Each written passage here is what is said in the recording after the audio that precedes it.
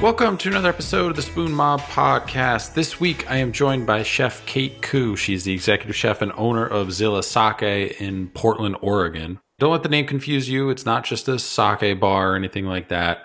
They also have a fantastic sushi program that she basically installed from when the restaurant first opened and was running it, and then became part owner of the restaurant and then became full owner of the restaurant. So I wanted to have Kate on for quite a while. Me and Kevin Wang, I think it was like on our second episode, there's a little snippet in there where we actually talk about her and just female sushi chefs. And there's not a whole lot, not in America, certainly less in Japan, just because of the stigmatism that kind of still flows through the sushi community in Japan, with women being behind the counter and running the restaurant and everything like that too as well, and apprenticeship, and just how everything's organized with family lineage and taking over businesses and stuff like that too. So Kate hasn't had an easy career. Getting into sushi is just not something that a lot of sushi masters or old, sushi chefs who are from Japan really want to take on a female chef and a female apprentice, essentially. So she had to navigate all that and, worked her way up through kind of the organization of sushi, from just going to the rice and then handling fish and doing all that, and now runs her own restaurant and has a fantastic sake program there that has somewhere between 50 and like 100 different bottles that they can do like by the glass. It's one of the best sake programs in America. So if you've never heard of them or anything like that, you can check them out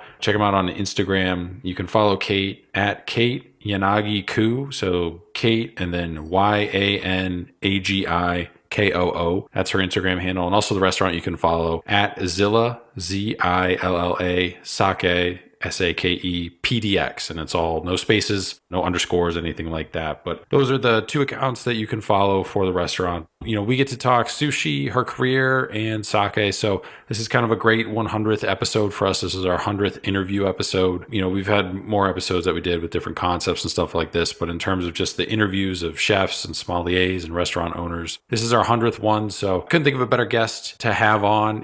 I always love talking sushi, and sake is something I'm a little knowledgeable about, but nowhere near the level of someone of Kate's stature who went through the diploma programs and everything like that. It's still just a lot of fun for me to chat with someone of her pedigree who knows all these ins and outs of sushi and can answer any question that I have without an issue, and is so knowledgeable and obviously super talented too as well. So can't wait to get out to Portland, and this will definitely be one of our first stops whenever that trip happens, as we kind of touch on. So you can follow us on Spoon Mob too as well. Find all of our episodes and everything on our website. So at Spoon Mob on Instagram, it's either Spoon Mob or Spoon Mob 1 on whatever other social media outside of Instagram. Our website is spoonmob.com. We have profiles of all the different chefs that we've had on the podcast. So anyone from episode 1 to episode 100, there's a page for them. We got running updates since they've last been on the podcast, anything that's happened, major noteworthy things in their career.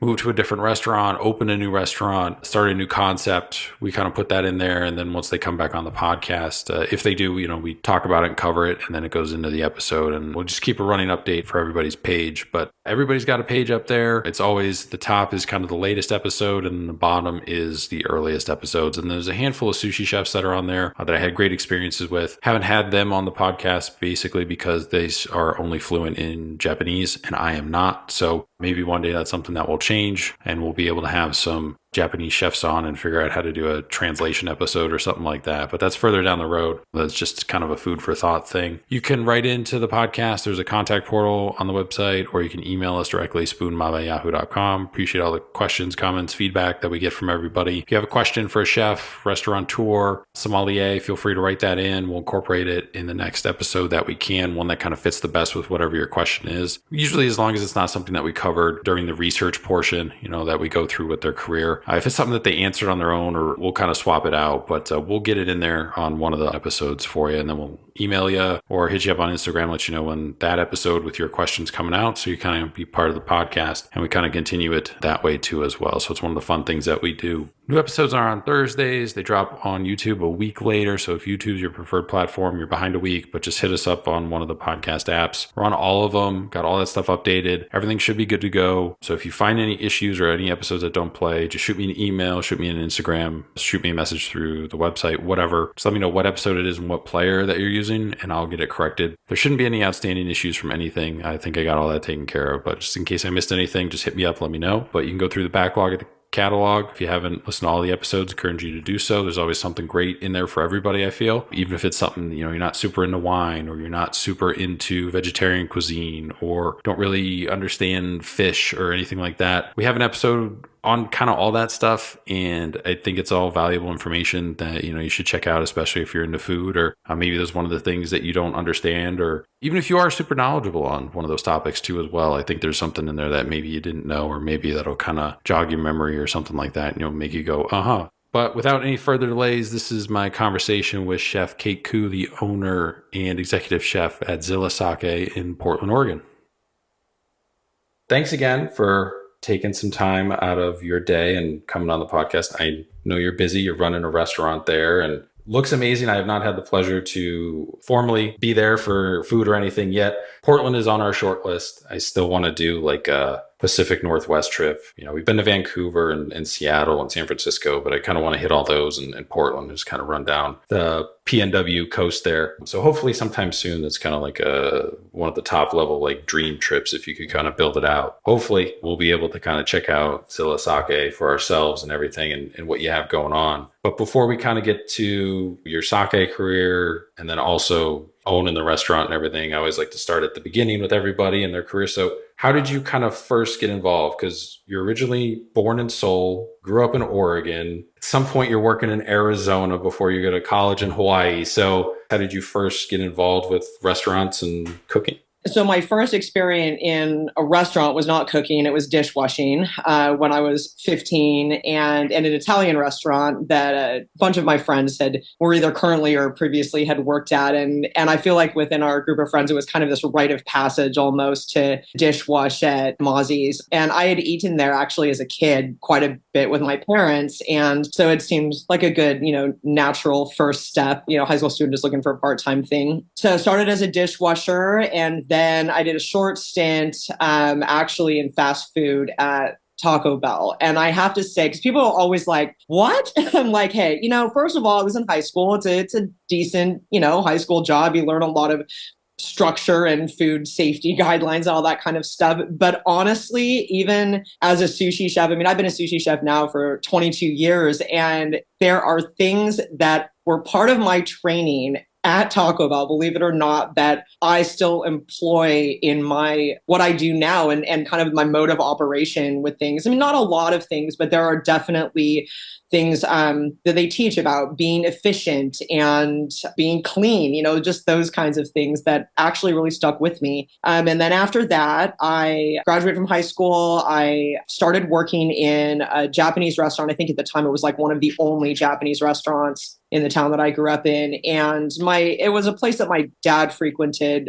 for lunch, and they needed somebody. And I went in and I worked as a server for a year for front of house. That job also taught me a lot of hustling and efficiency and just learning how to move quickly in a restaurant. And then I moved down to Arizona with a friend of mine and was looking for a serving job, in a Japanese restaurant. That's what I'd been doing. And I really was incredibly lucky that I came across a restaurant that was looking for a sushi chef and not a server. And they told me that if I was willing to put in the time and effort, they would start sushi training. And at the time I was 19, I had no previous professional culinary experience, didn't have a good knife to take to work, any of that stuff. But from the first day I was there, I just absolutely fell in love with it. And sushi has been something that has driven me and fueled me in my career, and also, just personally ever since. But I consider that to be an extremely fortunate, serendipitous situation that I found myself in. At the time, was Arizona even a state that was relatively even known for sushi? Believe it or not, in the Phoenix area, and I was in the East Valley, so lived in Tempe, worked in Tempe, really close to ASU. Phoenix was kind of like right on the tailcoat, I think, of LA with a lot of pop culture things, right? So I got into sushi in 2000. At the time in Arizona, sushi was already popular. Sushi chefs had this modern time in sushi sushi that I think sushi was really flourishing. And there was this kind of sense of pride that I really felt getting into sushi because people were like, wow, this is really, really cool. Sushi was taking off. There were a number of popular sushi restaurants, popular with young people as well. Maybe, some of that was the college culture down there. And people are always surprised, like sushi in the desert. And I'm like, well, if you think about it, we get a lot of our fish flown over from Japan, from Hawaii. Those flights are coming into LA and they're either coming up the West Coast, to Portland, Seattle, San Francisco. Sometimes they come into San Francisco, or, they're being flown to Phoenix, Chicago, Utah. I don't know, but, other places. And so as far as the quality of things goes, it's not really a concern that you're not on the coast because, we do utilize a fair amount of local resources here, but a lot of our stuff is flown in internationally. And so it's just as easy to get it, to Phoenix as it is up to Portland. So how did you wind up going to the University of Hawaii in Hilo? Because you got a degree in linguistics. So were you still kind of on this path of wanting to do something else with your career, even though you started kind of working in a sushi restaurant? When I first started doing sushi, it was kind of an original goal to own my own sushi bar one day. And then I joke that I spent about half of my career trying to get out of sushi and do something else. So I was in Arizona for about a year, just under. I came back to Portland. And while I was doing sushi, I went back to college and I took a psychology class actually that kind of piqued my interest in children's acquisition of language. So first and language acquisition in young children. And UH is known to have a good linguistics program. And they also, of course, have a large native Japanese speaking population and other Asian languages, which I was interested in. I pitched the idea to my parents that I wanted to go to Hawaii and go to school. And they were very supportive of it. I think, knowing that UH has a very good degree program for linguistics was helpful. But that's how I ended up in linguistics and wasn't sure what I was going to do with that. Thought maybe I would go all the way through, PhD, teach at UH maybe even. And sushi, though, during that time and then in kind of some other stints I've had with other things, I just always felt it pulling me back in and finally, pulled the trigger, bought Zilla. I'm in it all the way now for sure. I don't know if it was while you're in school or after school, but you work at a fish importer, Hilo Fish Company, I think. Did you just need a job or was that, let me understand the background of how fish moves logistically from Japan to here. Did you want to understand that process or was it just simply, I need a job? I graduated from school and spent a very anxious couple of months not working. And I actually applied at Hilo Fish to make sushi for them, for like platters that they would sell to grocery stores and stuff like that. So it was definitely more along the vein of, needing a job, something I was qualified for. And then I ended up getting put into the international purchasing department. And I was responsible for bringing containers over from Asia and, selling the product to our clients in the state of Hawaii. So that was kind of my area. And there were other people that sold, to other places on like the mainland US. But in the end, it became a really valuable thing for me because I did learn that supply chain. And even though it wasn't something that was my original objective working there, I would say, and I wasn't there for too long, I learned quickly that I need to move around while I'm working. And it's hard for me to sit in one place and do the office thing. But it was a very valuable experience. Absolutely. Did you have a point where you decided to be all in with becoming a sushi chef and leaving the linguistic kind of career path behind? Was there a singular moment where you look back and you can kind of point to and go, that was the moment that changed, that I went all in?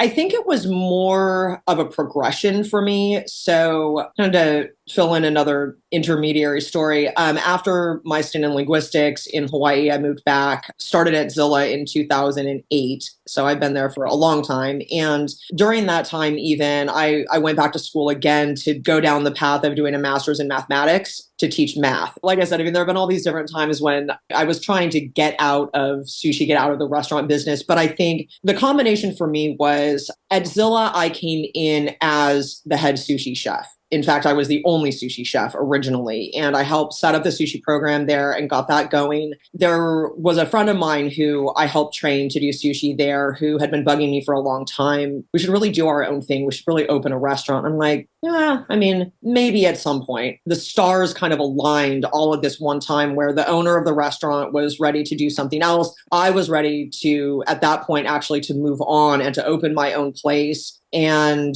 the timing was really good where it made more sense for me to take over Zilla at that point than to kind of go off on my own venture. And I felt so invested already in Zilla because I'd been there for over 7 years when we, were having this conversation about me buying her out. If I was coming in to buy a restaurant that was already established, I don't think that would have been a good fit for me. But because I had been there for so long and because I had started the sushi program and it was doing really well, I think that connection that I've always felt to Zilla was the reason that was the right move for me. Before you wind up at Zilla, did you ever consider going to Japan in training to be a sushi chef? You're already in Hawaii, you're on the Big Island, but if you go over to Honolulu, there's a couple notable sushi restaurants too as well. So, that was also potentially another avenue, but you wound up coming back to essentially the mainland US. Why?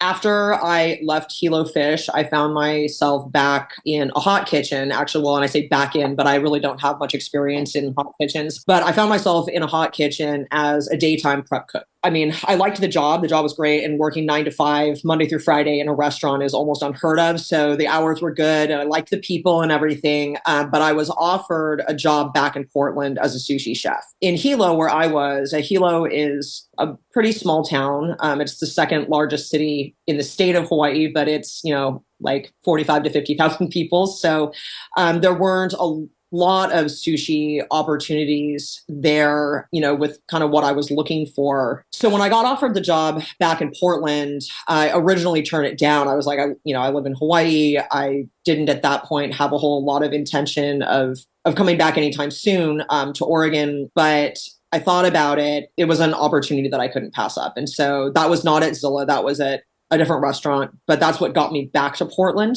Yeah. And then from there, like I said, most of the time I've been back, I've spent at Zilla. So they reached out to you essentially, right? And they were like, hey, we have this position. How did they find you? They found me because the head sushi chef that was opening that restaurant ran into somebody at a bar that knew me. And I think either they overheard the conversation that, chef was looking for sushi chefs, or I'm not exactly sure how that conversation went, but he got my phone number and reached out to me. And I still had, my Portland phone number. To circle back, and as far as why I didn't, seek out maybe some more traditional training or something like that on Oahu or try to go to Japan, I think some of it was where I was at in my career at that time. I wasn't sure I wanted to stay in sushi. At that point, I probably would have opted to stay on the linguistics path. But, I needed to pay bills. And after leaving Honolulu Fish, I needed something, whether I was going to stick with that particular job long-term or not in the meantime. And as far as going to Japan, I mean, it's something that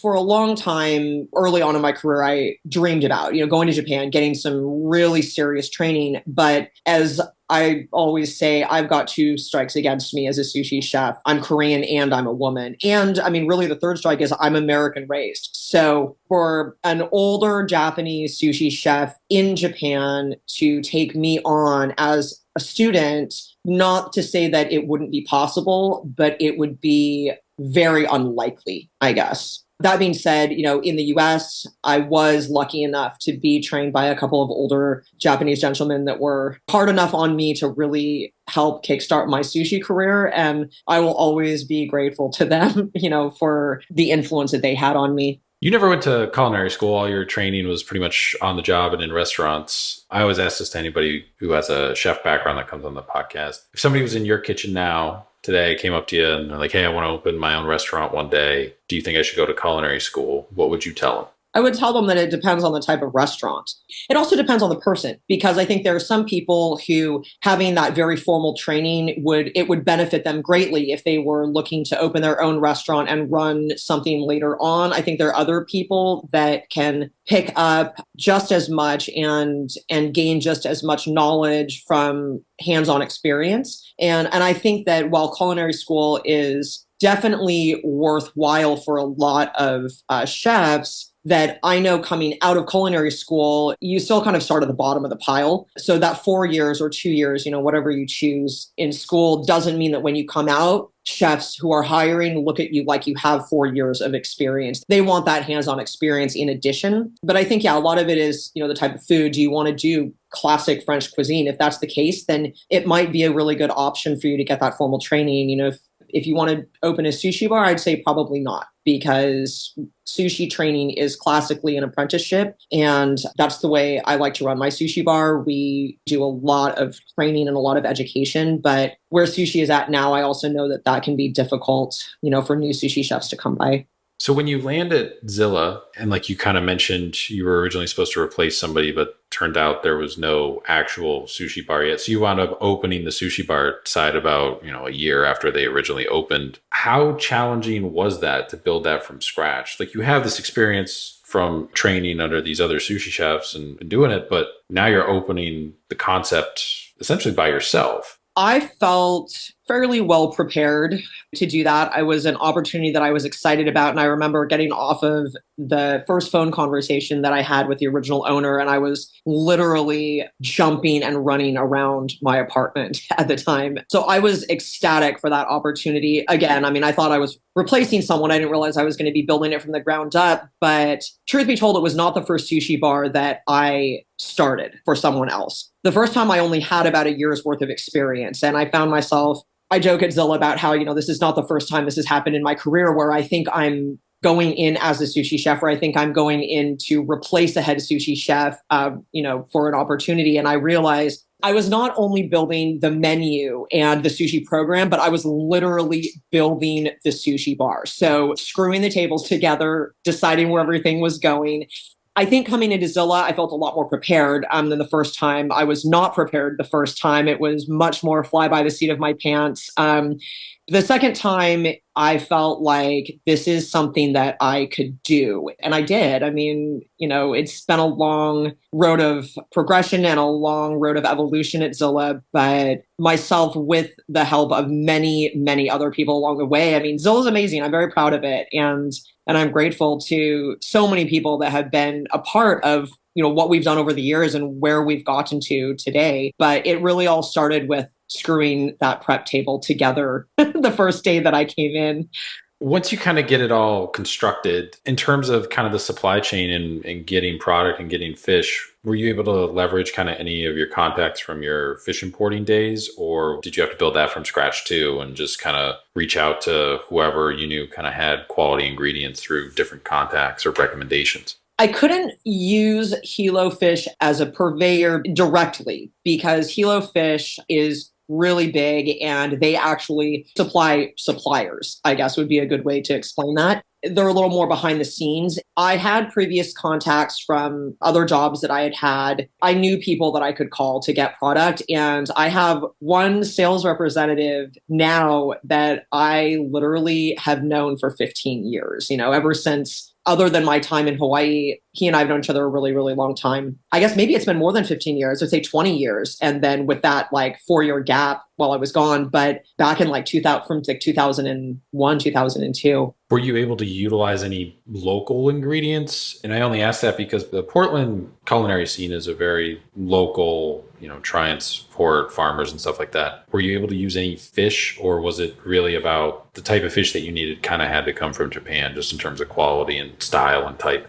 I think as far as sourcing goes, as a sushi chef in the Pacific Northwest, we have a lot of ingredients, seafood and otherwise, at our fingertips here. And it's important that we use local, sustainable products when we can. So, obviously in the beginning, salmon, albacore, Dungeness, those things are pretty readily available here. They're relatively easy to source through different suppliers. And so those are the three initial things that I knew right off the bat, these are going to be local. As my career has developed also and evolved over the years, I've definitely branched out into other things. But I think that, as a sushi chef who does the kind of sushi that I do, because mine is more traditionally focused, very fish and ingredient driven. There's a certain amount of understanding that I have that if I want to do the type of sushi that I do, a lot of product is going to be needed to be sourced from overseas, specifically Japan. And there's a balance there for sure. So we try to do as much as we can locally, but we definitely get a fair amount of product from Japan as well. Is there a giant difference from like if you had the same fish and the option either caught from Japan, caught locally? Is there a big difference? With some of them, yes. Some of them are different species of that same fish. One thing that I talk a lot about with sushi chefs that I'm training, as well as customers and our guests, is that in Japanese, when you talk about a specific fish and you refer to it by the Japanese name, you are talking about a specific fish. It is almost as good as having, the scientific name for it. Whereas in English, when we talk about fish, it's much more general. It may not tell you exactly what that fish is. When we're sourcing locally for things that we can also get from Japan, so a good example, I guess, would be sardines. Japanese sardines, and I'm not sure if with sardines, if it's a specific Japanese species, Pacific sardines, and if those Pacific sardines from the Oregon coast are going to be different than the Pacific sardines coming from Japan's coast. But we do see a difference in the fish. It's not a quality difference. It's a difference in size. There's a difference in color of the meat sometimes. There's a difference in structurally small differences in the fish. And I think that it's because, it's coming from a different geographical location. So the waters are different. What they eat is going to be different. The marine environment that it's coming out of, it's a totally different ecosystem here than it is off of the coast of Japan. Everything from temperature of the water to depth of the water. And, like I said, it's food sources and that kind of thing. So we definitely see a difference. But I would say the most notable thing to point out is that most of the fish that we use that come from Japan for sushi at Zilla, we cannot get locally. And that's a big reason why they're coming from Japan and they're not coming off of the Oregon coast. Like I said, when we can get stuff from the Oregon coast, we love to utilize our local supply, but some of the fish that we want to get they're just not available. Rice is the most important part of sushi. Without giving away any secret ingredients or recipes or anything, what makes your rice different? Because each chef kind of has their own style, preparation method, what kind of type of vinegar that they use. Or, I think Masa Takayama, he uses like truffle oil or truffles, I think, in his rice or something like that.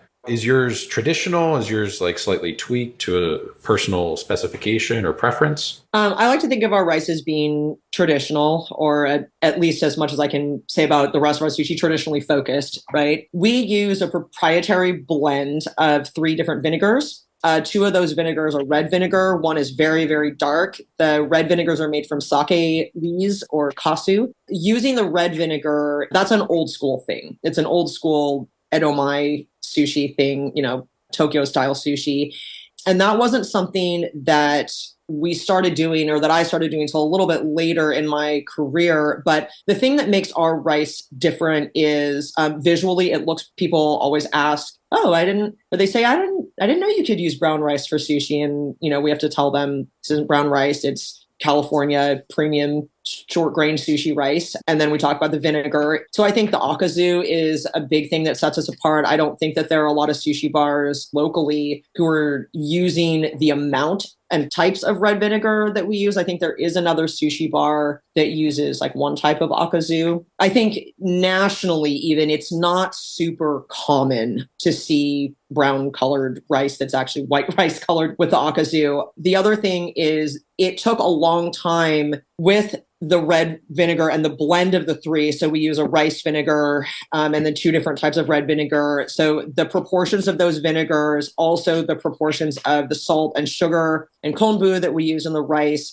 for making the rice, they've gone through adjustments over the years, not just due to our own evolution of taste, but also because there are times when we've had to switch brands of vinegar. When we get a new brand in, I think it's only been one time that we had to switch, and then another time when we decided to add the second type of vinegar. Whenever we do that, we have to take a few steps back and kind of reevaluate where we're at as far as what we want the vinegar to taste like. In terms of the rice itself, how hard is it to find what you're looking for? Like, obviously you have that kind of locked in now, but when first getting the sushi bar up and running, did you already kind of know who you wanted to go for the rice? Because I didn't know this until talking with somebody who came on the podcast, but like Arkansas is like a giant place for rice, apparently. Sourcing your rice, was that challenging, or were you able to kind of already have that figured out and on the back burner? I had an initial brand of rice that I used that I'd been using for a long time. And over the years, you learn about your product. And so you start branching out and trying different brands, trying different. I went from a medium grain to a short grain rice, in the second half of my sushi career. And originally, I liked the feel of the medium grain when I ate it. And so it was a conscious decision not to go to a short grain rice. But later on, my opinion changed on that. And I think that we as sushi chefs are constantly evolving, where anytime I hear a sushi chef who is so black and white about something that there's no room for evolution. When I hear a sushi chef talk about being so concrete about something that there isn't room to evolve, I realize that that is in stark contrast to how I feel, because my entire career has been based on this evolutionary process to get me where I am. And I think that, if I look back 10 years from now, I will probably feel different about a lot of things in another decade, than I do now. And I think that that growth mindset is really important to keep things moving forward. And also, it's important as a sushi chef to be open-minded. That is one of the things that I drive really hard behind my sushi bar, because there are 100,000 ways to do things with sushi. What I always tell people I'm training is, as long as you have a reason for it, go with that until it doesn't work for you, right? I mean, make sure you have a reason for everything that you do. And then if someone asks you questions about it, you'll be able to explain. So in the beginning, like the mouthfeel of medium grain rice, maybe that was because I wasn't as experienced. Maybe it was because I didn't know about really high end premium grade short grain rice yet. I was limited in my knowledge and my experience at that time. And that's totally fine, but I think leaving that door open to evolving is what gets us to those higher places. And so, yeah, I mean, now the rice I use, I don't think I even knew about it in the first 3 years of being a sushi chef, but this is the rice that I've landed on now, and it's working great for us until we decide that we want to switch and do something different. 2009, at Zilla, year or two, and then you start doing some teaching at like Sur La Table. What led to you wanting to teach outside of running the restaurant, and probably already teaching people, within your restaurant about sushi and stuff like that, but then you wanted to do more of it? I do love the training and teaching aspect of sushi. It gives me a lot of joy and a lot of fulfillment to have that educational piece as part of my career. When you brought up the teaching at Sur La Table, I was trying to remember why it is that I even applied for that, because it was a one evening a month for like 5 hours or something. The Sur La Table that was in the Pearl District in Portland here had an adjoining kitchen/classroom. And my guess is I saw an ad for it somewhere. And again, though, I don't know why I would have been looking at job ads, because I was at Zilla at the time, working full time, running a sushi bar there, training people. However, I ended up stumbling across that.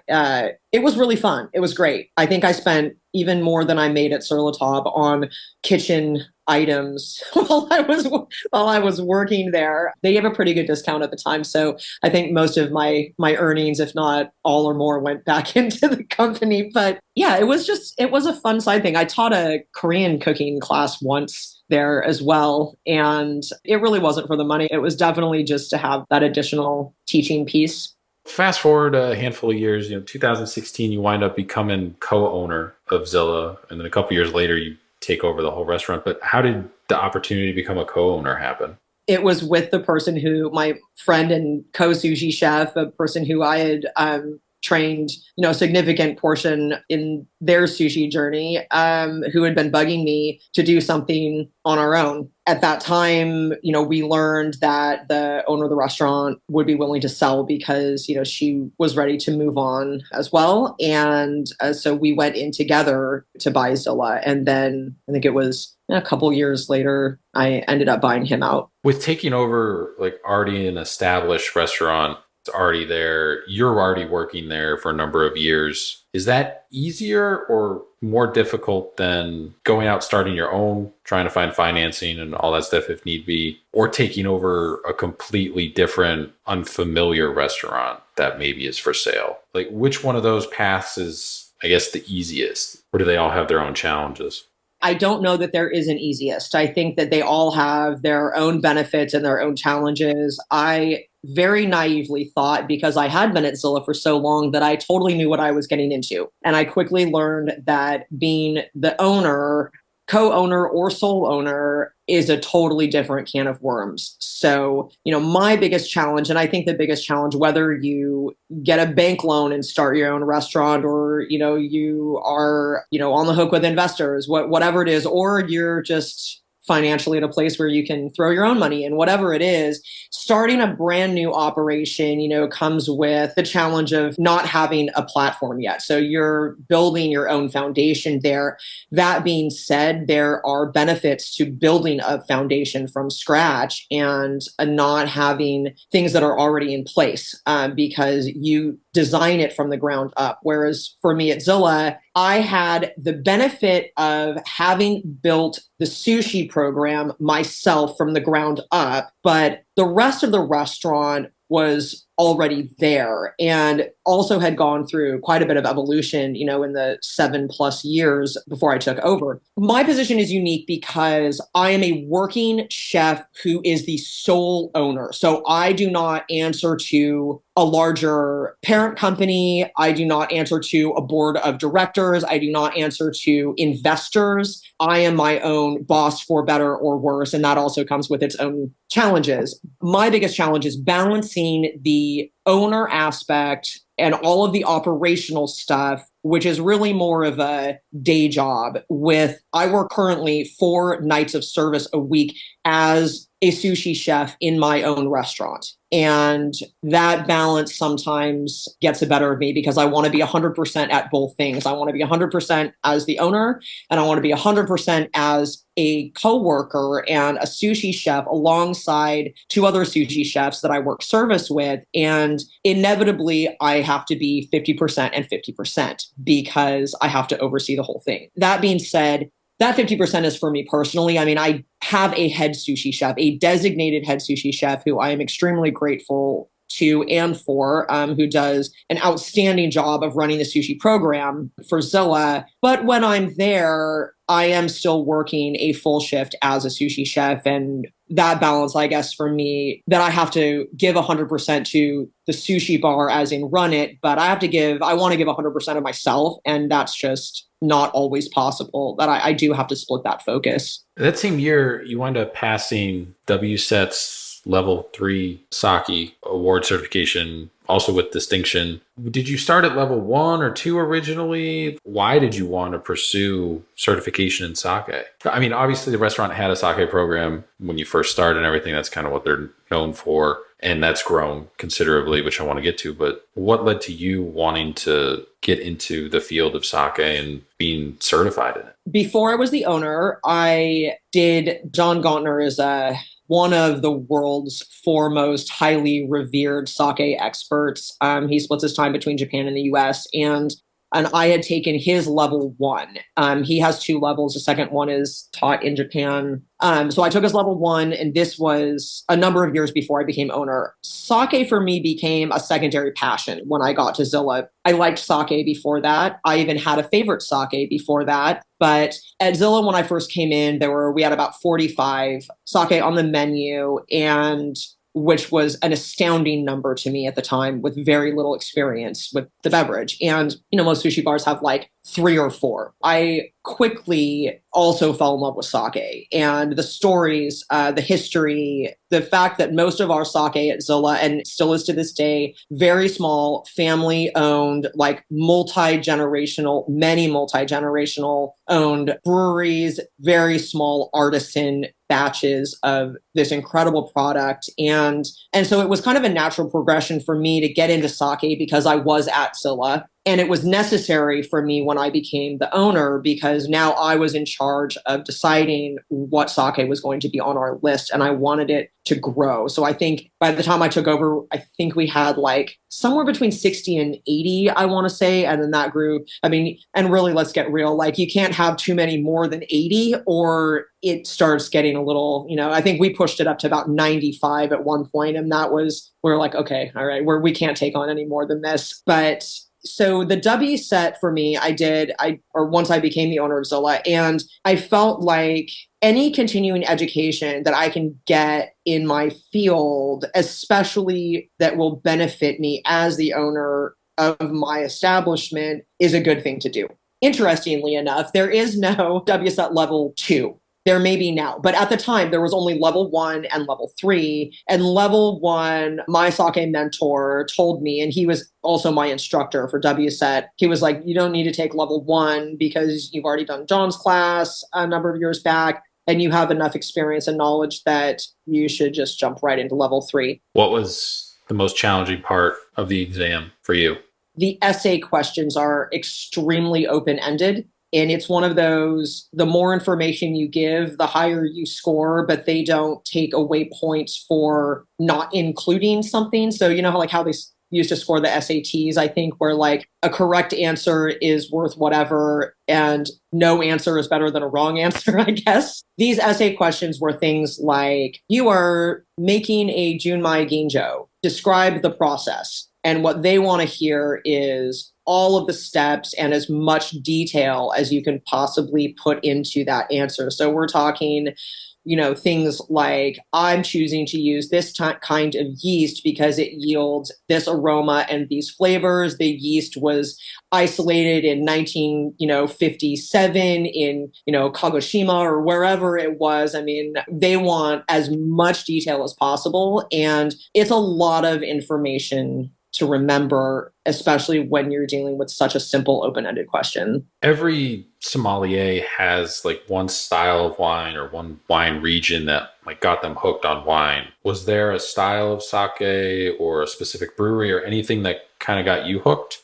This was probably more challenging, if I think about it, than the essay questions. Despite the fact that I actually scored higher on the tasting portion of the exam than the written portion, it wasn't so much in the exam, but during the class. WSET is the Wine and Spirit Education Trust. Sake education was relatively new to them, and we were asked to approach tasting the way that you would wine. Then that is something I had no experience in. So learning how to smell something and talk in terms of specific aromas and flavors, like I get pear and cantaloupe out of this on the nose, and on the palate I get, those are not words the pear and melon, yes, but typically with sake, we approach in a more kind of holistic fashion. So we talk more about characteristics. We don't often pull out, like in wine, it's, I'm getting dark chocolate with berries and a hint of tobacco. And like, we don't do that in sake. It's something we almost never do. And learning how to do that, I felt like I was in another world. I was coming in with what I thought was a pretty good handle on sake knowledge. And all of a sudden I was being asked to approach it from like this completely different angle that I wasn't familiar with. And so familiarizing myself with that. And I was like staunchly opposed to this at the beginning of class, right? Like I said, I'm close with the person who was my instructor at the time. We're friends, and I gave him hell about it. Like, what are you talking about? Why do we have to do this? This is an abomination to all sake education and approach that I've ever learned and he was like, you're just going to have to get over it and do it. And it was one of those things that at the end really was so beneficial because it added this complete separate aspect of sake knowledge for me and ability to actually be able to taste like that. So in the end, I was grateful to it. But yeah, I put up quite a fight at the beginning of the class. But yeah, so regionally, my favorite sake before I came into Zilla was Yuki no Bosha, their Junmai Ginjo. And Yuki no Bosha comes from a brewery up in Akita Ken, which is the prefecture. Ken means prefecture. And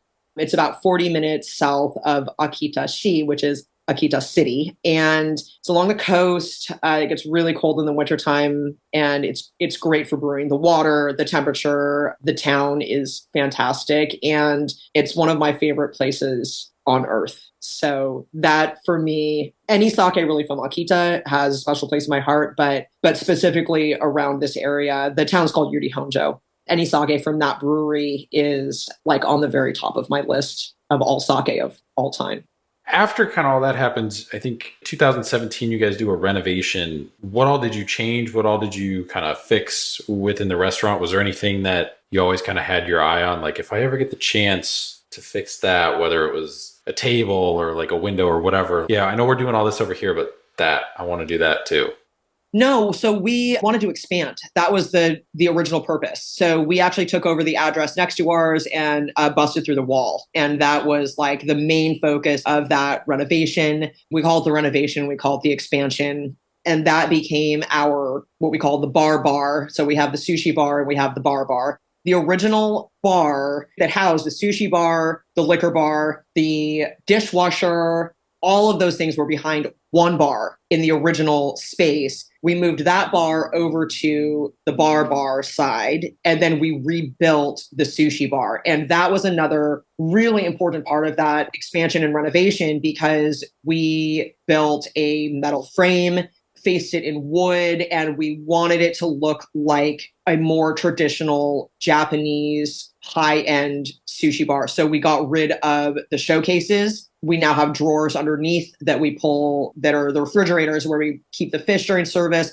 So the top of the bar looks very clean. You know, there are no showcases with pieces of fish in there or anything like that. It's all wood, and I love it. It's exactly what we wanted and what we're going for. Those two things, expanding and then rebuilding the sushi bar to look more traditional. When you become sole owner of the restaurant, was there any increase in aspiring women chefs reaching out to work now that you were in complete control of the restaurant? Or was it still kind of business as usual? Like, I'm just curious, because in that scenario, you would think that anybody who's aspiring to be either a sushi chef who was a woman, or even just maybe a woman chef in general that wanted to learn sushi, you should be somebody that they would reach out to, because you have this untraditional path. And it's also, look where you kind of wound up. Like, now you own your own business too as well. You have any sort of extra contact from anybody, or was it just business as usual?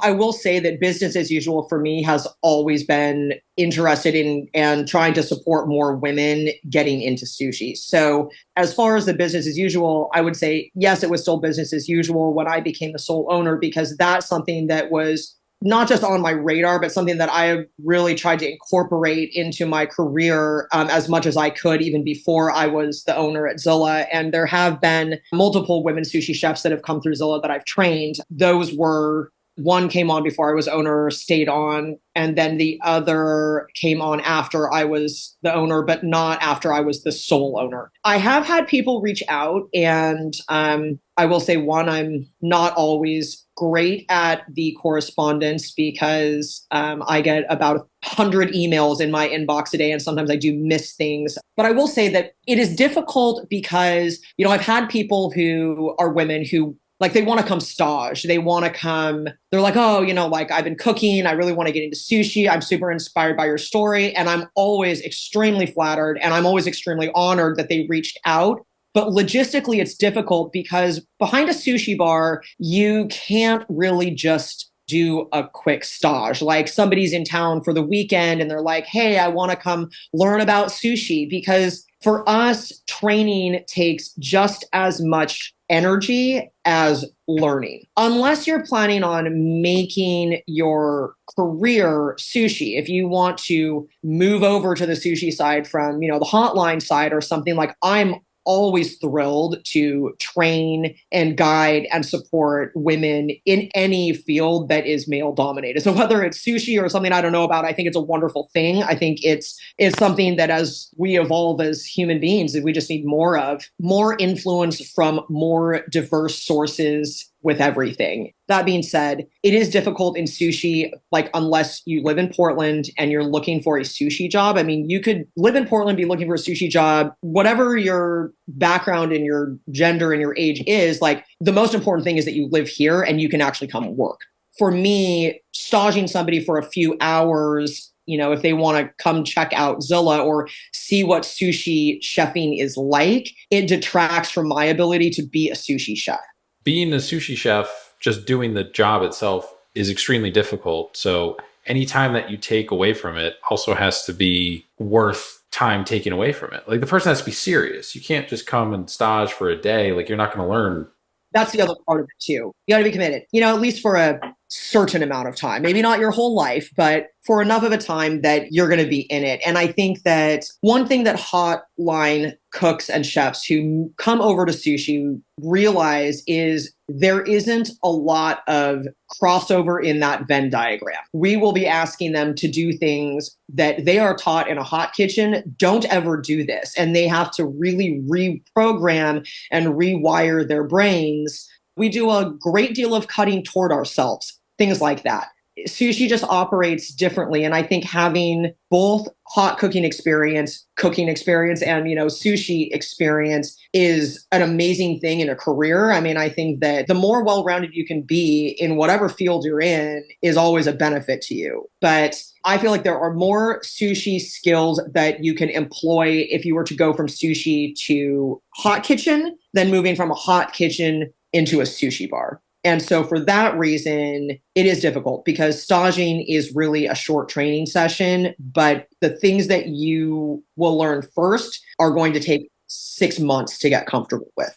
During COVID pandemic, how was that for the restaurant? Because sushi is not something that, you can do takeout and can travel. It really is, depending on the style, it's really about kind of when it's right in front of you, that's the moment that it's going to be the best. And every second that passes deteriorates, quote unquote, is kind of the tradition or belief. So how did you guys navigate COVID and the pandemic and everything? It was really hard. Obviously, I dug my heels in for the first 3 weeks that we were open for to-goes. And keep in mind that when we got shut down for COVID, we had not done a to-go order in 5 years. So that to-go orders were not our thing. That was one of the first things when I took over as owner that I was like, nope, we're not doing this anymore.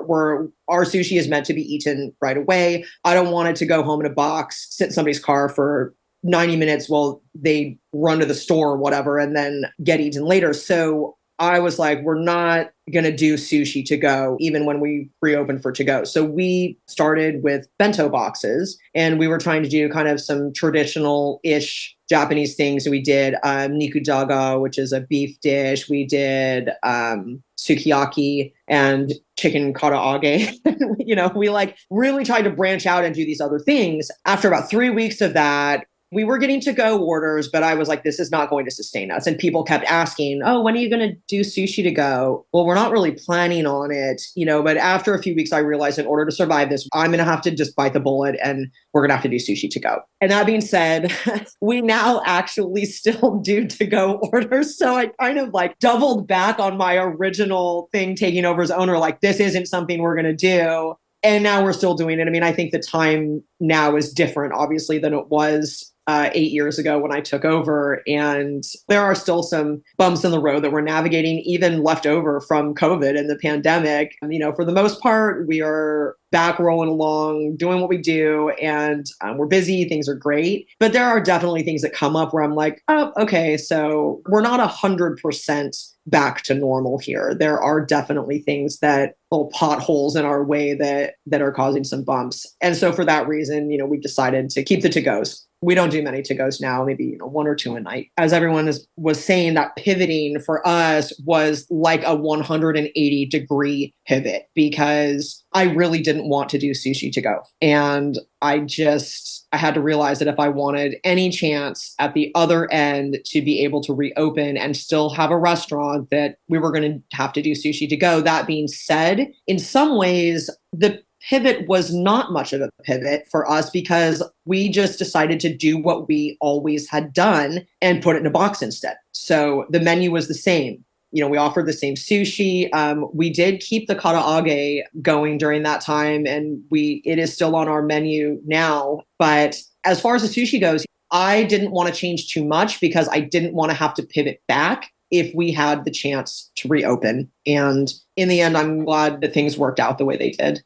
Since you kind of first started at Zilla, the sake menu, like you mentioned, kind of doubled. It got up to 90 or 100 different sakes available at one point. How does it kind of reach that point? Like, how do you go about building that menu and all these different options? I know you said you mainly look for kind of smaller purveyors, family owned, but how do you decide when something's worthy enough to put it on that menu? The vast majority of the sake that I have access to here is all worthy of being on the menu. It's a matter of filling out the different corners and specific things with the sake, making sure that we have a lot of like good staple crowd pleasers that we know we can push, we know we can sell, which isn't hard given the selection that we get to choose from, which is an amazing, diverse, wide range of sake that we have access to. So for me, it's about how much do I really like this sake? How interesting is it? What is the story behind it? Can I sell this to somebody not just because I think it's an excellent sake, but because, this is a brewery that's been in business for, well over 100 years or maybe 300 years. Where is it? Geographically, I want to have a good array of sake. So I don't want everything as much as I love Akita and everything that Akita produces for sake. Like, I don't want all the sake to come from Akita. I absolutely need to make sure that we're covering the ground all the way up. And we have sake all the way from Hokkaido, that's produced there all the way down to Kyushu, because we want to make sure that we're hitting on all of those different regionalities. Sake is extremely regional, and I want to make sure that we are covering, all colors of the rainbow with the selection that we have and that we're offering to people as well. With the buy the glass section, you guys do a lot of it. Why don't more restaurants who do have sake programs do more buy the glass, BTG selections? It's simply cost and demand. It's not cost effective. For us, because of the volume of sake sales that we do, which I think is probably disproportionate to the number of seats in the restaurant, because most of what people are buying from us is sake. So not because people are drinking too much. That's not what I'm implying there, but because, sake is our focus. And yes, we do have a white wine and a red wine, which are both good wines, that you can have. And we do have a limited full bar, and we do have beer taps. What people come to us for is sake. So for that reason, the majority of our beverage sales is sake. They're not selling enough volume probably to make it worth it. It's very difficult if you don't have the volume of sake sales to have 50 to 100 bottles open and sell them all by the glass. It's much better to keep those bottles closed. A lot of places will do like the little 300 ml bottles so that you don't have to buy like a full 720 milliliter sake bottle. But, for us, we turn over the product fast enough that we can keep those open. It also helps that sake stays good for a long time once it's open. I don't want to overinflate what we're doing with sake. Sake saves really well. We keep it in a fridge. We take care of our product because we do sell a lot of sake, because that's what people come to us for. As far as the bar side of things goes, it allows us a little more flexibility to have more bottles by the glass. Pairing wise, is there any traditional guidelines like with wine? Like mainly wine is more about flavors and the food you're matching it, but everybody has the theory that it's white goes with fish, red goes with meat, and that is true, but you can jump colors here or there, sweet wines with dessert and whatnot. Is it similar with sake, like unfiltered or filtered goes better with certain menu items, or is it kind of just really about profile versus what you're pairing it with? For me, there's definitely sake that go better with certain things. For me, those are more specific sake. Like if somebody's having a hamachi kama, they're going to ask like, oh, what glass of sake should I get next with this? And I'm probably not going to choose like a 35% polished daiginjo for that. That being said, there's no wrong pairing, in my opinion, in sake, because sake is always the backup singer and the food is always the lead singer. So sake is there to support the food. It is never there to take over or to be as equally prominent. So you really can't go wrong. I mean, even if you wanted to drink like a super sweet nigori with like a really, savory hamachi kama, like it's not going to be bad. There are sake that I think might pair better, but you can't really get a bad pairing because sake will never overpower the food. People are creatures of habit. how do you get someone to either try a sake they didn't like the first time or before? How do you jump that barrier? People usually, when they have a bad experience with whatever it is, they're pretty averse to ever having it again. So how do you navigate that, whether it's, through the pairings or whatever, where somebody's like, oh, I've had that before. I don't like that.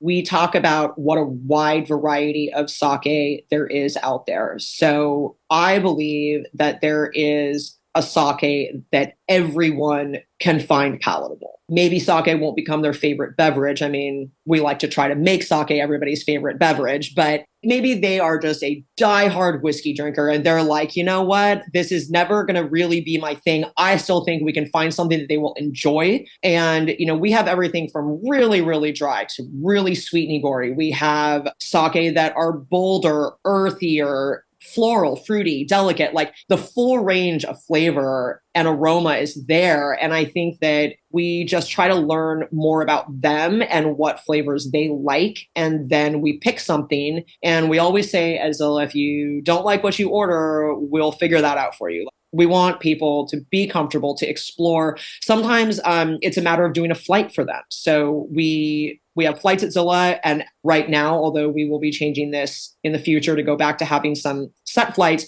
we only do custom flights right now. There are no parameters on the flight other than you pick 3 or you pick 5. Outside of that, you can say, I want 3 sake that are very similar. I want 3 sake that will give me a really good idea of some, the basic kind of quintessential styles of sake. I want sake that's all going to be really, really dry, and those are also ways that we kind of can help guide people to find something that they like. I don't think at Zilla I have ever, in my almost 15 years there, ever had somebody come in and say, I don't really like sake, and leave saying, yep, that's pretty much what I thought it was going to be. Like, we have such ability there because of how many we have to let people kind of figure out what works for them in sake. Do they want it cold? Do they want it warm? Some people really don't like warm sake, even if it's a great one that we would consider to be perfect to be warmed up. Maybe it's just not their thing. Maybe they want a low alcohol sparkling sake, and that's what gets them going. I'm like, hey, you know what? We made some progress down that road. I consider that a success. We don't approach it with any kind of like judgment of,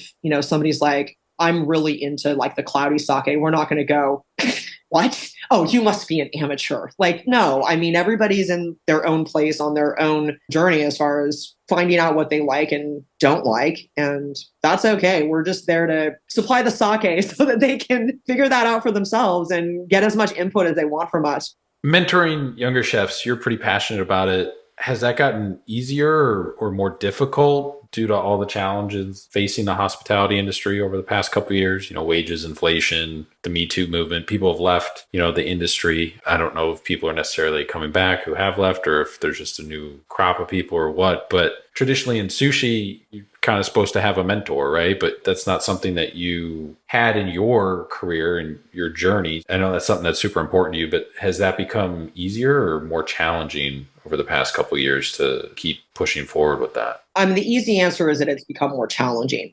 Why it's become challenging, though, I think is a harder question to answer. I think that the restaurant industry has changed.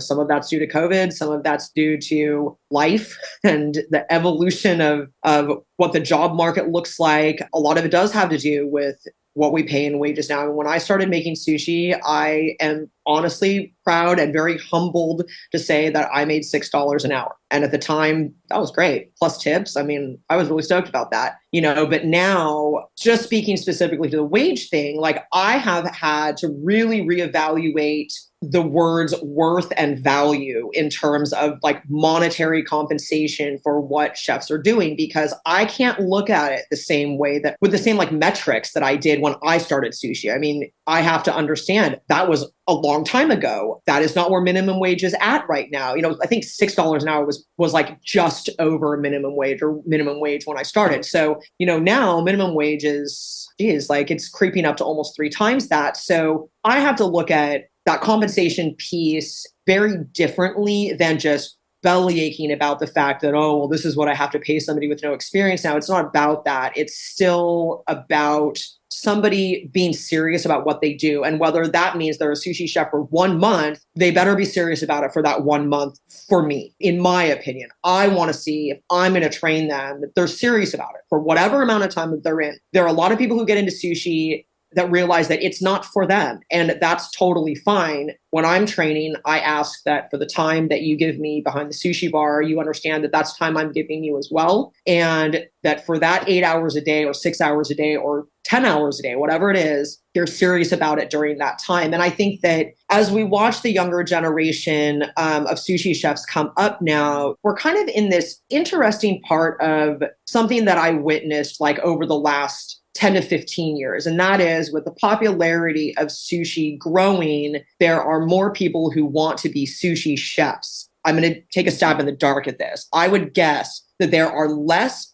fully trained sushi chefs maybe per restaurant than there were in the past. Like when I first started in sushi, my goal was to be fully trained at a certain point in my career, right? Like to be able to do all the things. And I started with prep work and I wasn't allowed to touch fish. And I'm grateful for that kind of traditional aspect of my training. It's like what I do at Zilla now. And I continue to train that way as much as I possibly can, because what we've seen is this kind of influx of sushi chefs who are being trained to make rolls, maybe nigiri, and work during service, because that's what we need as business owners. The problem with that is we're ending up with half-trained sushi chefs who come in and say, yeah, I can totally plate this sashimi plate. And I'm like, but can you cut the fish that it came from? No. I get that everybody goes about their training differently. Everybody is in a different place in their training. That's totally fine. You know, things are different than they were. That is very backwards from the traditional course, I guess, of apprenticeship and training that sushi chefs go through. Mine was kind of this weird conglomeration of traditional and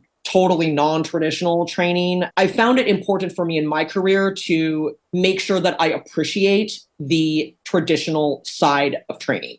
You know, to make sure that I'm paying attention to traditional aspects of things as much as we are in this modern 2022 world of sushi in the United States, not in Japan. I still think that incorporating some of those things is really important to training sushi chefs properly. Is it still difficult for women who have a desire to get into the sushi profession to do so? I would think that there might be more opportunities, you know, to run established restaurants with, you know, when you look at kind of the labor shortage, and especially in Japan, you know, you would think that they would eventually kind of open that up because they have declining birth rates and aging populations and all that stuff. So those restaurants are just going to go away. And for some of their family legacies and everything, but maybe it's not even in Japan, but is it still difficult for women to get into the sushi profession? I would guess yes. I would guess that it's easier than it was 20 years ago. You know, we're not trying to roll back 100 or 200 years of history here. We're trying to roll back like 2,500 years of history. And, you know, sushi has not been in Japan for 2,500 years, but I mean, it has an incredible historic past. And as women in sushi, we're not only fighting against the evolution of sushi, we're fighting against all those years and all those centuries and millennia of culture, Asian culture, Japanese culture, you know, and easy to argue that, you know, the scientific thing, people say like, oh, well, women's hands are warmer or, you know, whatever. And it's like, no, people want to make excuses for why women aren't accepted in sushi, even in 2022. And I think the real answer is not to try and make these things up like, oh, well, whatever you want to say about it, it's that it's simply not traditional. That's really where all of that comes from. It's not traditional for women to do certain things in Japanese culture, in a lot of Asian cultures. I mean, even in American culture, you know, this idea of women making their way in male-dominated fields is, you know, and whether that's in the field of medicine or whether that's making sushi or whether that's, you know, being a welder, like, you know, whatever it is that was traditionally male-dominated, we're paving a way there. And that means that we will be fighting against all of the tradition that comes along with that. There may not be a rhyme or reason to that tradition other than it's the tradition, which in some ways is almost harder to argue against than some actual reason. And I think people want an actual reason, but it's just that it's not cultural. Like it's not culturally acceptable. I ask this to any sushi chef or anybody who's had a part of their career in sushi. Lab grown fish, it's on its way. Is that something that you would work with? Is any intriguing possibilities for you with that or no? No, I don't think so. I don't think so. I'm not going to say no black or white because who knows in like 30 years. I mean, maybe that will be the only option. I don't know, but I hope not. But no, I don't think lab grown fish is going to be my thing. As much as we can, we try to use wild product that is sustainable or farm product that is sustainable. That being said, I mean, we have done tuna events. We have gotten like bluefin tuna. Our products are not always the most sustainable, but we do what we can. But yeah, lab grown fish kind of makes me cringe a little.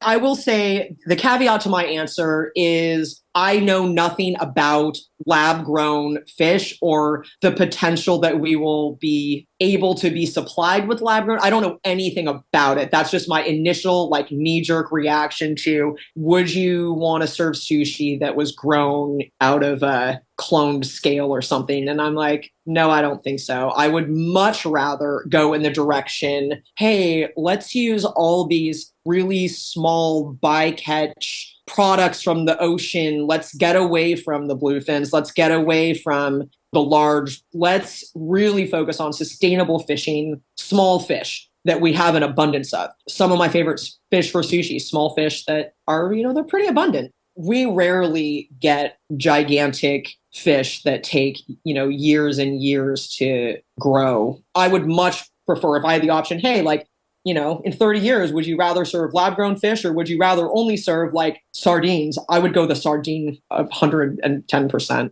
When you get the chance to go out, I don't know if you eat sushi when you do, but if you do, are you able to enjoy the experience or are you analyzing and comparing the experience to the one that you offer? I think both, but I also enjoy the analysis and comparison.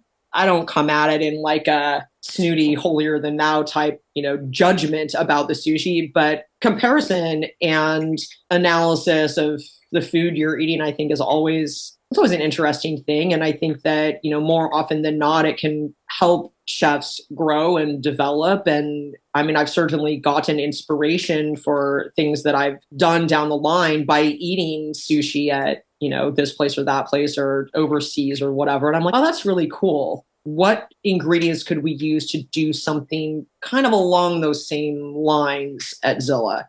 I think I enjoy that part of it too. The comparison is not, is it going to be as good or is my sushi as good as this? It's just looking at similarities, differences, and really the ability to get inspiration from eating somebody else's sushi. I mean, even at Zilla, the sushi that comes from, I think me and my head sushi chef, Jeff, is a really good example of this because both of our sushi, I would say, is good. He's an excellent sushi chef. That being said, our sushi is very different in a lot of ways. It may not be different, noticeably different to the guest, but as a sushi chef, it's noticeably different for the two of us. And I think that that's where being a sushi chef, going to eat, at like a really highly revered sushi place, like the most notably for me most recently was Sushi Nakazawa in New York. I think that was the last like major, really well-known sushi bar that I ate at was Sushi Nakazawa. And so looking at like, I also had the incredible fortune to have Nakazawa-san make my sushi. I got to sit in front of him. And so, as I'm looking at his sushi and thinking about my sushi, it's not as much like, I mean, some of it was like, oh, cool. Okay, I do the same thing. So I must not be totally off base here. I mean, there's definitely some of that. And that's both a humbling and like a whew kind of a, moment when I realized like, oh, okay, this is a little bit similar. So like, I must be at least on the right path here. And that's always a relief. But it's more of a like, oh, this is cool. This sushi chef is doing something like this, or like the way they cut the fish is a little bit longer and more narrow. I wonder if that's because they want a different mouthfeel of the piece of sushi when, you eat it, or like thinking just about kind of those intellectual pieces of what we do. And that's what I mean when I'm talking about analysis and comparison. And I really do like that. I like thinking about sushi. I'm nerdy, so I like pondering things. What's the most common mistake that people make when ordering or eating sushi? not being aware of the type of sushi bar that they are in. Sushi has all different types of sushi. There are a lot of different approaches to sushi. I think it's important to understand the type of sushi that you're going to eat. There is absolutely a place in the sushi world for the, volcano rolls and things covered in tempura crunchies and spicy mayonnaise and like stuffed with cream cheese. I mean, I think most of us can agree that whatever your feelings are about how that fits into sushi, it tastes pretty good. So there's a place in the world for that just as much as there is like corn dogs. You know what I mean? But I think it's important when you go to a sushi bar to know what kind of sushi bar you're going to and to approach as a customer, as a guest, as someone who's eating that sushi, to understand how to get the most out of the experience of the restaurant you're going to. So for example, at Zilla, in my opinion, you will not get the most out of your experience if you come in and drown your sushi, even if it's a roll, drown it in soy sauce, wasabi, and eat it with 4 pieces of ginger on top. And the reason is not because there's anything wrong with the way this person or that person chooses to eat their sushi. It's because at Zilla, we are so ingredient driven. Everything we do is pretty simple. So you're not going to get a roll that can withstand a ton of shoyu, wasabi, and ginger on it and still be able to taste what we're serving you.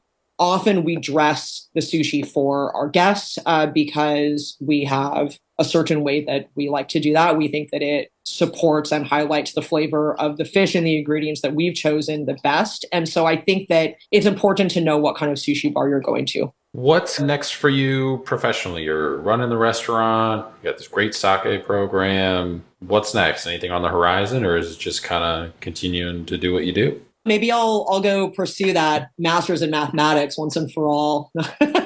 For I am open to opportunities, and ideally I would love to have more opportunities to diversify my career. So I love running Zilla. I enjoy making sushi. It's a huge part of my identity of who I've, come to be at this point in my life. And when I don't make sushi, I really miss it. That being said, I'd like to do more, have more media opportunities, do things where I get to talk about what I love. And I've reached the age of the chef where I'm like, yeah, it's not as much fun and it's harder to stand for 8 to 10 hours at a time. And, if I can find ways to continue to pass the torch, to be able to share what I'm passionate about and what I've spent more than half of my life doing.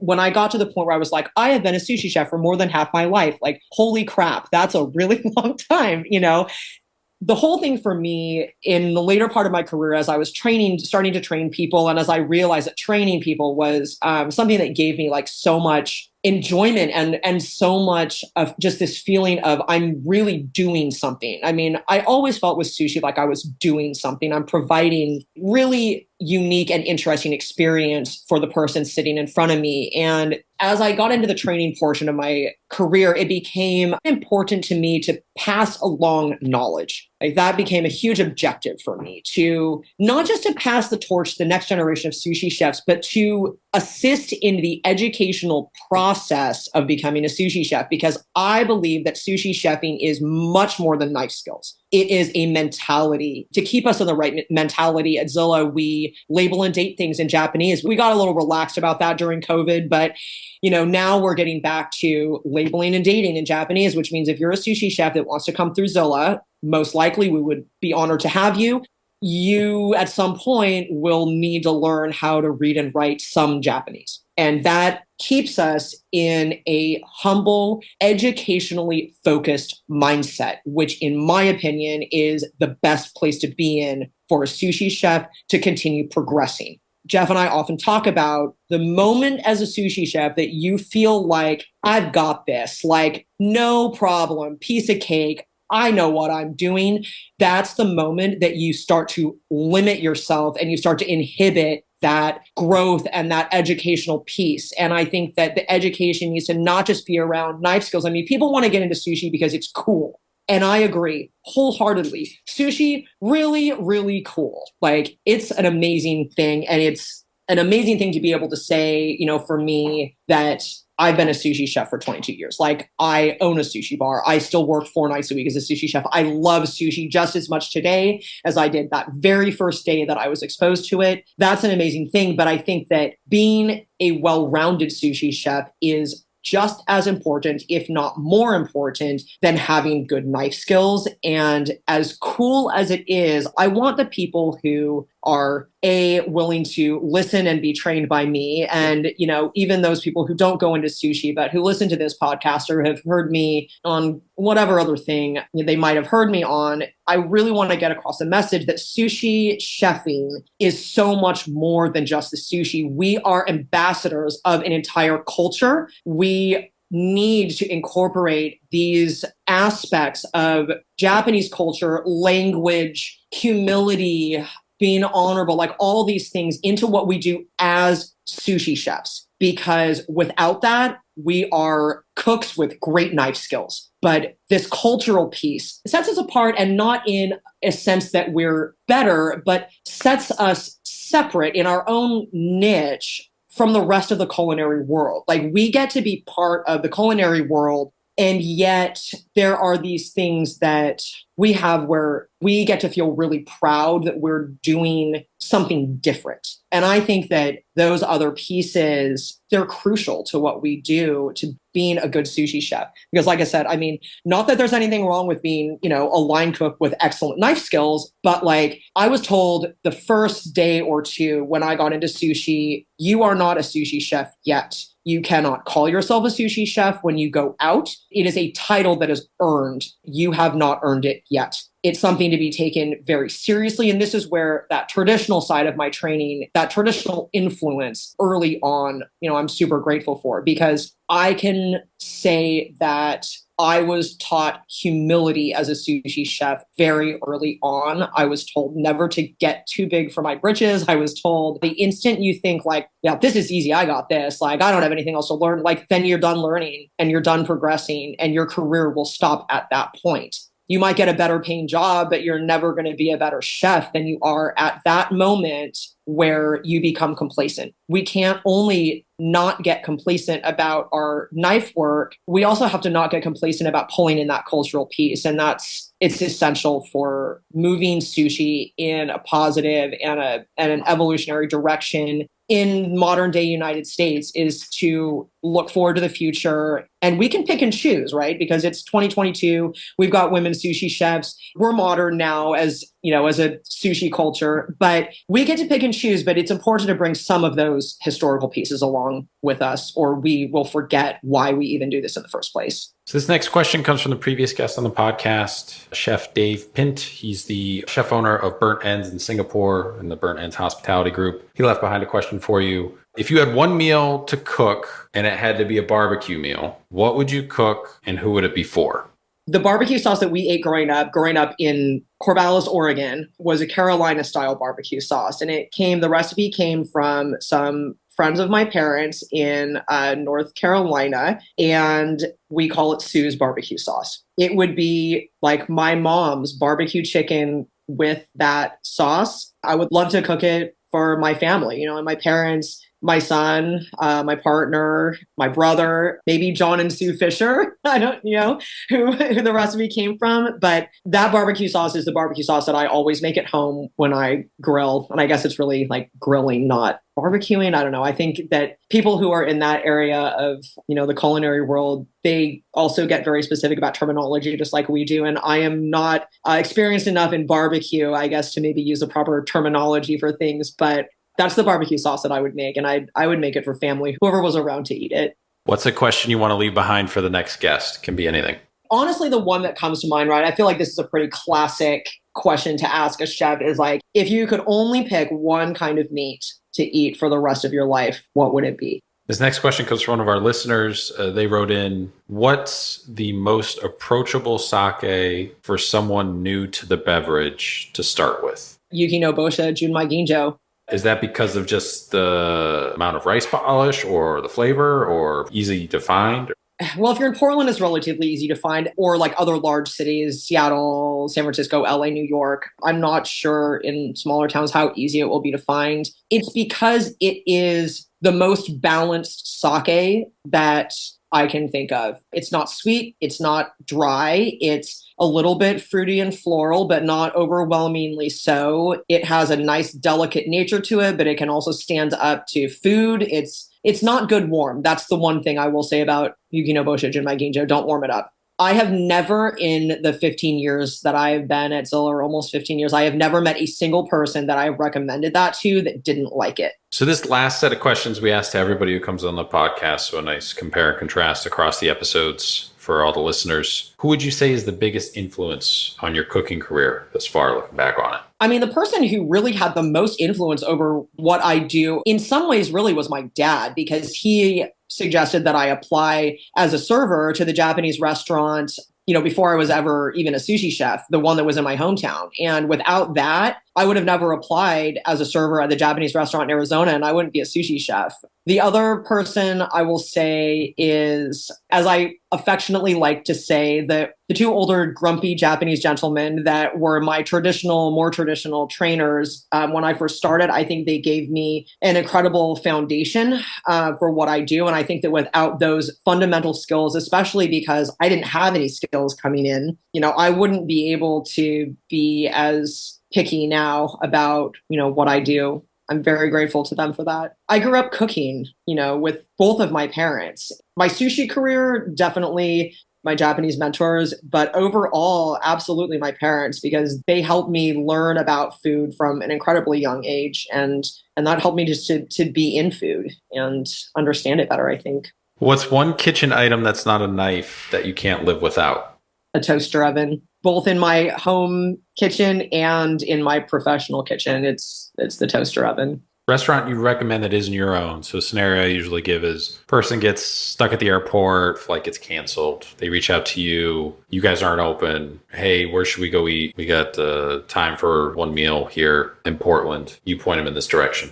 It's such a hard one. I mean, Portland has so many amazing restaurants. I would say there's a restaurant called Wajan that's fairly close to my house, actually, Indonesian food, which is not a widely represented ethnic culinary cuisine in Portland. But Feni is, the first time I ate there, I actually got a takeout, and I am not kidding you. I called the restaurant halfway through my dinner to tell them how incredible the food was. And I don't think I've ever done that. It blew me away. Don't eat there as often as I probably should, but I've been there a number of times, and it's always just as good as I remember from that first time. Not to be missed, for sure.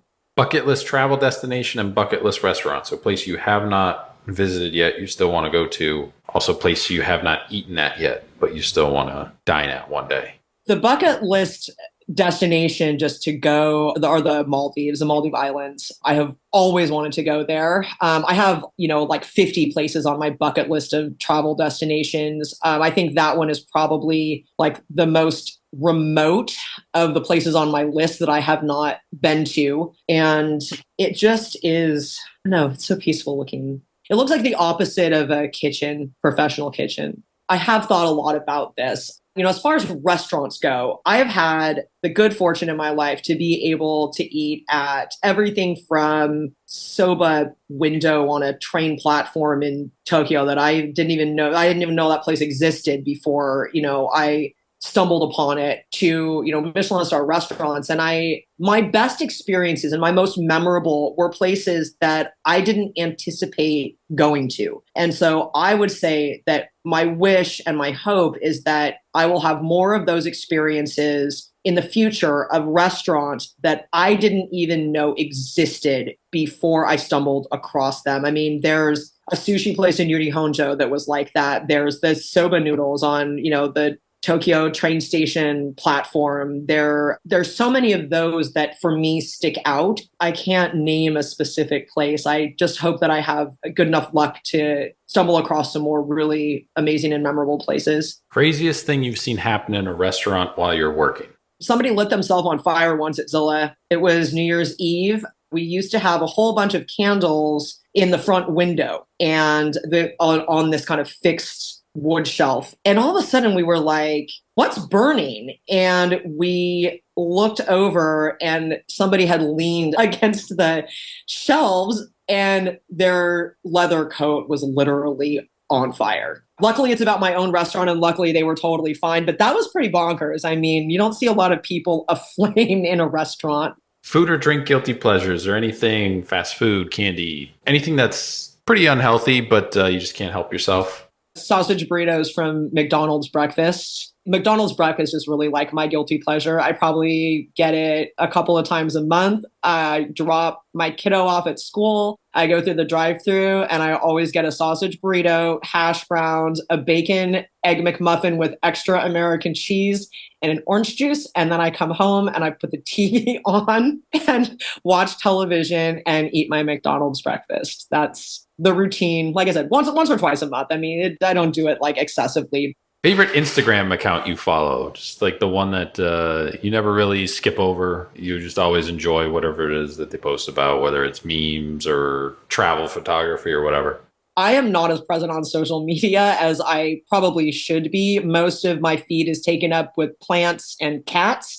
That being said, I mean, I feel like my love of plants and my love of cats is at a reasonable level. I mean, I'm not like in danger of, becoming an animal hoarder or anything like that. I have one cat and one dog. My favorite Instagram account, I mean, I could be really intellectual about this and say that I do follow like the New Yorker comics Instagram account, and I always find those funny, but I really like the plant ones that show like repotting. It shows you like how to repot either like gigantic plants or like little tiny newbie plants. I don't have a specific answer for that one. What's one cookbook that everyone should own? I would say one that has very detailed, thought out instructions, because a lot of cookbooks, the directions aren't written as clearly as I think they should be. It is very difficult to write a recipe, actually, to write down those steps. And a cookbook that gives really good step-by-step instructions is an invaluable part of a collection, I think. What's the one that you would recommend? When I was a teenager, I went through a vegetarian phase and for like a few years. And my mom got me, and I'm trying to remember what the cookbook was called, but it's this vegetarian cookbook. I wonder if I have it on my shelf right here. If you give me just a second, I might be able to pull it out of here. Not quickly. Another one I would say is like a good local cookbook for your area. So like growing up, my mom had some Oregon cooks. I think the Moosewood cookbook is an Oregon cookbook. If it's, maybe it might not be Pacific Northwest at least, but yeah, like a good regional cookbook I think is important. I mean, as far as like specific names, I don't use cookbooks much, but I also think cookbooks that tell a good story are important. Favorite dish thing you ever cooked, created? You can kind of point to this moment as almost like your aha moment. You knew you could be a professional chef based on how this went. Yeah, because I would say my personal cooking, I never had an aha moment that like, okay, this means I could do this professionally. I learned to cook as a cook or as a chef, like after I was already a sushi chef, because as I always say, we don't cook things. I cut things up for a living and make rice. I'd say probably with sushi, it was when I realized that every time I made rice, I wasn't on like pins and needles that it was going to turn out okay, which took years and years and years. And to be perfectly honest with you, now that I'm kind of out of practice, like I don't make the rice every single shift that I work anymore. I'm back on pins and needles.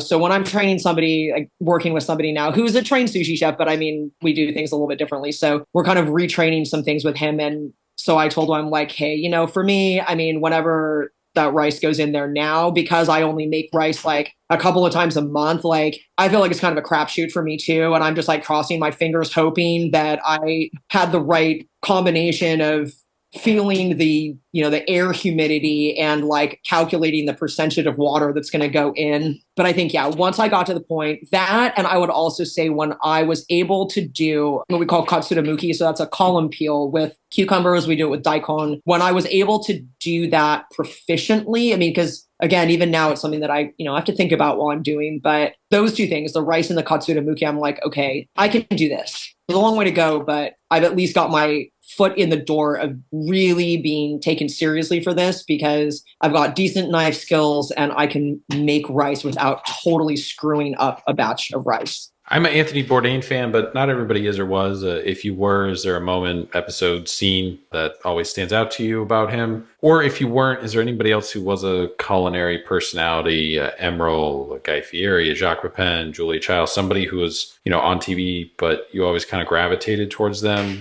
when you were coming up through your career?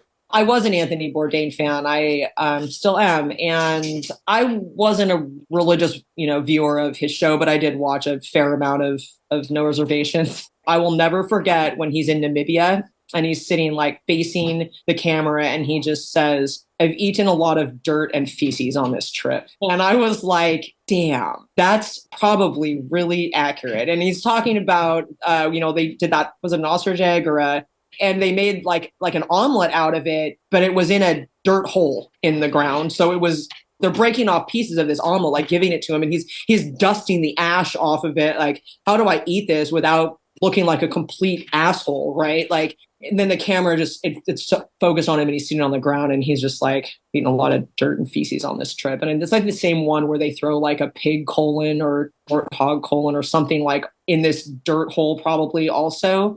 Having those kinds of experiences, like regardless of what they are, and really putting yourself out there is something to be highly respected. Where can people find you? Social media, website, reservations, plug everything.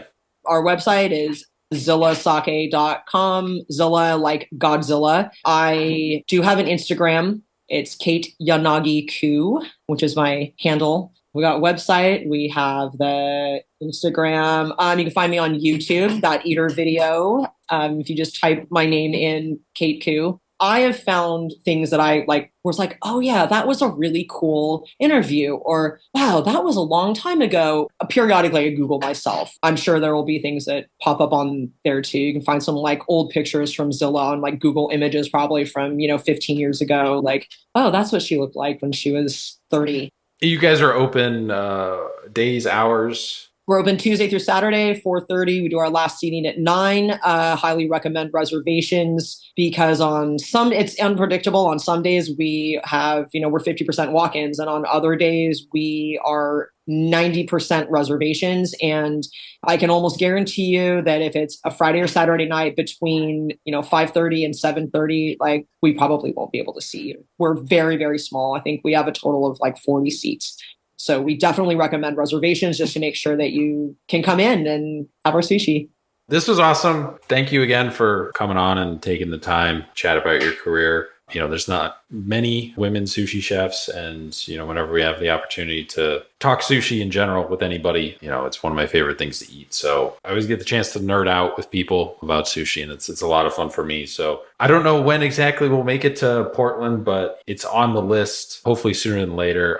I have that Pacific Northwest trip that's been in my mind for a year or two now. So I definitely want to do that. And there's a great wine scene too in Oregon, which I definitely want to check out because we haven't been there for that. And that's another thing I'm kind of a nerd about too. So check out varietals with wine other than Pinot Noir. Like, I love Pinot Noir. I was raised in Oregon, Pinot Noir fan for sure. However, there are other varietals in Oregon that are excellent. Pinot Noir is definitely worth checking out. I mean, Oregon is famous for it, but check out some of the other varietals too, because we have other cool things going on for sure. Some Italian varietals like flourish here, and they're really, really good. Yeah, I can't wait to, get the chance to stop to Zilla and eat some sushi. So hopefully that'll be sooner than later. Stay in touch. If you need anything from us, let us know.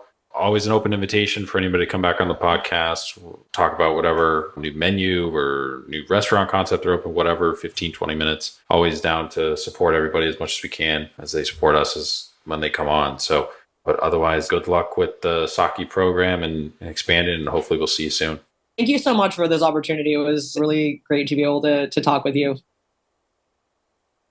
A big thanks again to Kate for coming on the podcast, taking some time out of her day to come on and talk about her career and being part of the 100th episode, 100th interview that we've done. So super proud of that. Just kind of worked out that way. It wasn't exactly planned or anything, but sushi's, one of my favorite things. So it's always cool when I get to talk to a sushi chef, and her being a talented sushi chef and then also a female sushi chef, which there's not a whole lot of. We try and have as many on the podcast as we can find, but some don't want to do the podcast, some don't want to do interviews, and others, just harder to find. So super awesome to have her on. So again, you can follow her on Instagram, Kate Yanagi Ku, and then also the restaurant at Zilla Sake PDX. Follow us on Instagram at Spoon Mob, all the other social medias too as well, either Spoon Mob or Spoon Mob 1, depending on the platform. Check out the website, spoonmob.com. And make sure to follow, subscribe to the podcast, wherever podcast app you're using. Apple, Spotify, Google, Stitcher, Amazon Music. We're on anything and everything. We might even be on Pandora now. Kind of got us resubmitted and through finally. So if you've been around since the very first episodes, that's always been the one platform that has, for whatever reason, never allowed us on there. I really don't even know how you navigate two podcasts on Pandora, but if you do know, we might be on there now. So I think the only outstanding thing is like XM Radio, which is all run by the same parent company, Stitcher and Pandora and XM.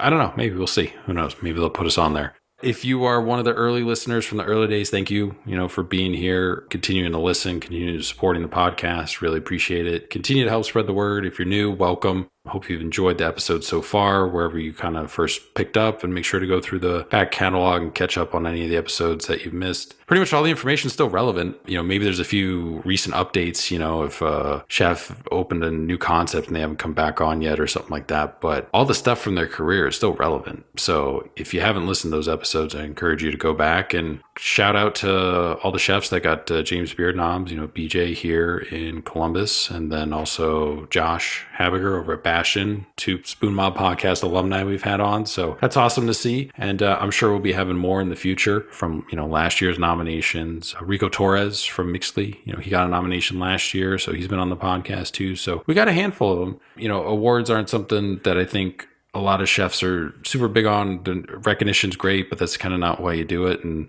same mindset here. It's awesome to see those people get recognized, but there's a lot of great restaurants that don't, and that's just the way it is. But wanted to just kind of give those guys a highlight real quick. That's it for kind of this week's episode. Some more episodes on the way. I don't know how many episodes we'll do this year. I haven't really figured that out yet. You go through periods of burnout and then you get re-inspired. So it just kind of depends. I don't know. It'll be somewhere between 25 and 50. I just don't know how aggressive we'll be with how many episodes with scheduling and everything like that too as well. But we got some more cool episodes on the way. I'm super excited for some of the content. I think it's stuff that people haven't really focused on. They focused on the surface level, but never really got into like the nitty gritty of kind of what it is and fully understanding, that specific thing. So that'll be really fun, I think, for people to check out some upcoming episodes that we got coming on. So thank you again for all your continued support. Continue to spread the word, and we will talk to you guys next week on Thursday.